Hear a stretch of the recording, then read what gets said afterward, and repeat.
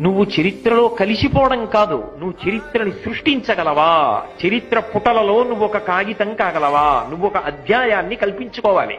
అది నీ చేతిలో ఉంటుంది. నువ్వు పడిన కష్టము వలన నీకు లక్ష్యశుద్ధి కలిగి ఉంటే ఖచ్చితంగా చరిత్ర పుస్తకంలో నీకు ఒక అధ్యాయం ఉంటుంది నీ పేరు మీద. ఫలానా ఆయన చూడండి అని చెప్పుకుంటారు. అది ఒక లక్ష్యం పెట్టుకుంటే వచ్చేది కాదు. ఆ లక్ష్యాన్ని సాధించడానికి జీవితంలో కష్టపడి ఉపయోగించుకోవడం రావాలి. ఆ లక్ష్యశుద్ధి ఉన్నవాడు తప్ప ఆ స్థాయిని పొందలేడు.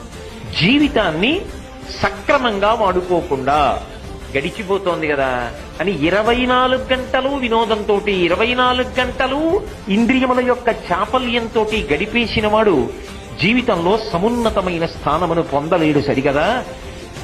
జీవిత విలువ తెలుసుకోలేని వాడు భగవంతుని యొక్క అనుగ్రహం